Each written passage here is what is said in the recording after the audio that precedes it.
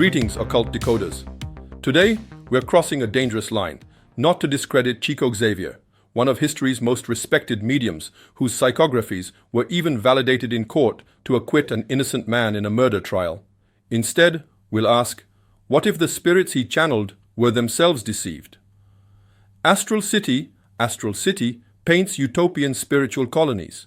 But through the lens of the Nag Hammadi Gnostic texts and the Spirit's book itself, we'll dissect a darker possibility, that these colonies could be metaphysical control grids, engineered by entities the ancients called Archons. The protagonist, André Luis, allegedly Dr. Carlos Chagas, discoverer of Chagas disease, describes a bureaucracy riddled with fear and rules, hallmarks of a spirit trapped in erraticity, unaware of its own shackles. This isn't heresy, it's a critical thought experiment for spiritists. Could even the most sincere mediums relay messages from spirits still blinded by illusion? Brace yourself, we're not attacking faith, we're upgrading it. From the moment André Luis enters the Astral City, a subtle but undeniable tension shadows his experience. At first glance, Astral City appears to be a city of hope and recovery, a spiritual haven for souls recently departed from the physical world. But beneath the pristine facades and the rhetoric of progress lies a more complex and perhaps darker system, one that mirrors the control structures of the material world it claims to transcend. André's denied access to the Institute of Reincarnation is our first red flag. Initially portrayed as a benevolent act to protect a fragile soul, the sustained restriction feels increasingly suspect. Why is access to the very heart of reincarnational operations so tightly controlled? Why does the narrative avoid deeper technical explanations about how spirits are prepared for return to Earth? This tension aligns directly with the Spirit's book, question 525, where Allan Kardec warns that spirits in erraticity cannot foresee the future and only rarely receive divine warnings. If even advanced spirits lack cosmic clarity, how much of Astral City's bureaucracy reflects divine order, and how much is mere institutional inertia? These questions gain further weight when we encounter the passage in Astral City that describes memory suppression as an act of divine mercy. Old names are wiped away, and new ones take their place. All bygone happenings sink into temporary oblivion, a blessing of divine mercy. But is this mercy, or is it a systematic reset of consciousness? Here, the Spirit's book, question 459, offers a critical lens. Spirits can be mistaken or lie. Their knowledge is tied to their evolution. If the administrators of Astral City are themselves imperfect spirits, could their mercy be a projection of their own limitations, or worse, a systemic erasure of accountability? Layered onto this cognitive reset is a strict information control regime.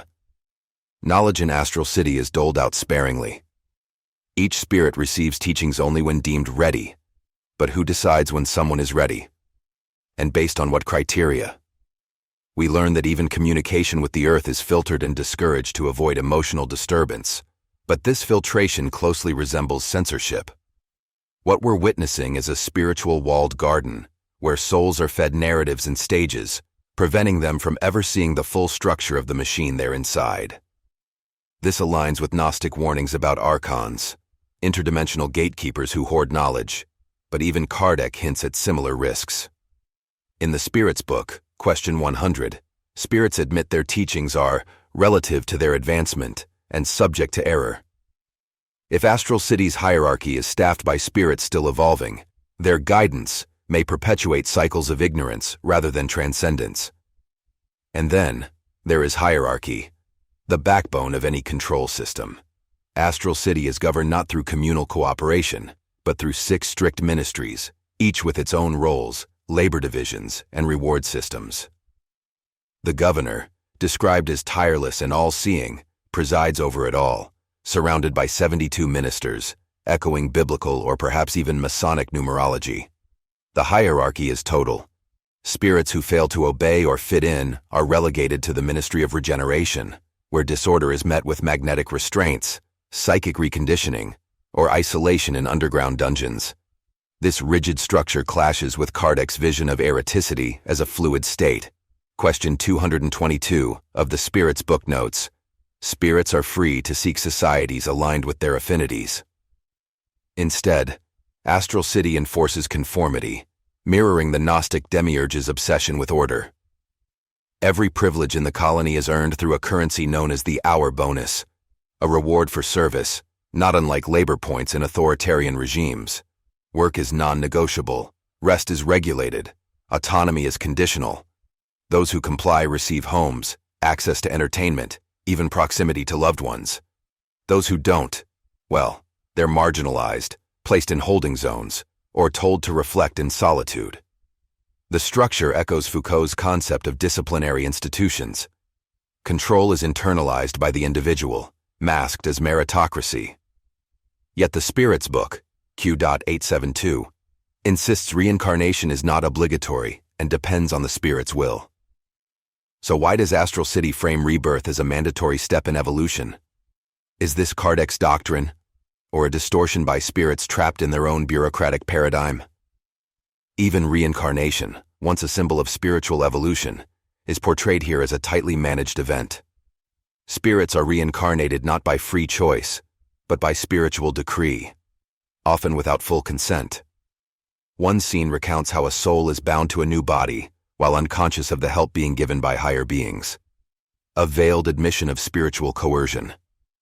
The claim that freedom belongs only to those who have fully performed their duty shifts the foundation of free will into something transactional and conditional. Kardec's question. 872 rebuts this directly. Reincarnation is a choice, not a penalty. The disconnect between Astral City's coercion and Kardec's teachings suggests either institutional corruption or a spirit author still shackled to earthly notions of punishment.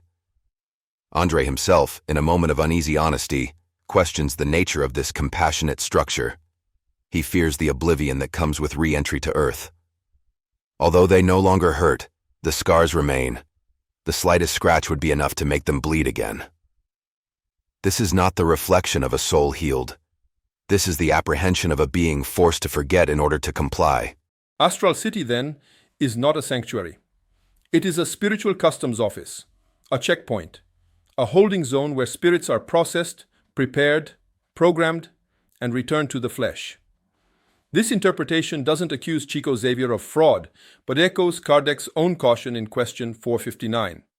Never accept a spirit's word blindly. Even the most revered mediums channel messengers whose wisdom is filtered through their evolution and perhaps their unseen chains.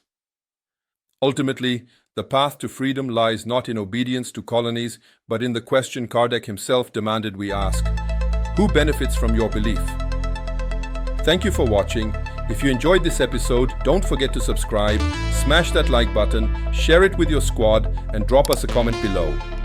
Got ideas for topics or crazy stories you want us to cover? Let us know in the comments. We're all ears. Bye for now, and stay tuned till the next episode.